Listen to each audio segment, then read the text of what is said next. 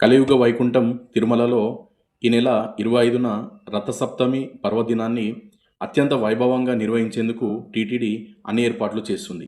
ఒకే రోజు 7 వాహనాలపై మలయప్ప స్వామివారు దర్శనం ఇవ్వనుండడంతో భక్తుల రద్దీని దృష్టిలో ఉంచుకొని దర్శనాల్లో కీలక మార్పులు చేపట్టింది. ఆ రోజున పలు రకాల దర్శనాలను టీటీడీ రద్దు చేసింది. ఈ నెల 25న ఆలయంలో నిర్వహించే అన్ని రకాల ఆర్జిత సేవలను రద్దు చేస్తున్నట్లు అధికారులు ప్రకటించారు.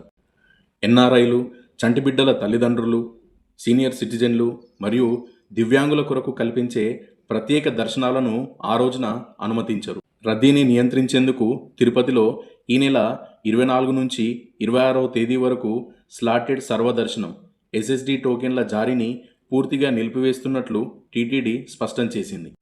ప్రోటోకాల్ ప్రముఖులకు మినహా మిగిలిన వారికి వీఐపీ బ్రేక్ దర్శనాలను రద్దు చేశారు. రథసప్తమి రోజున వాహన సేవలను వీక్షించేందుకు వచ్చే సామాన్య భక్తులకు ప్రాధాన్యత ఇచ్చే విధంగా ఈ నిర్ణయాలు తీసుకున్నట్లు తెలుస్తుంది.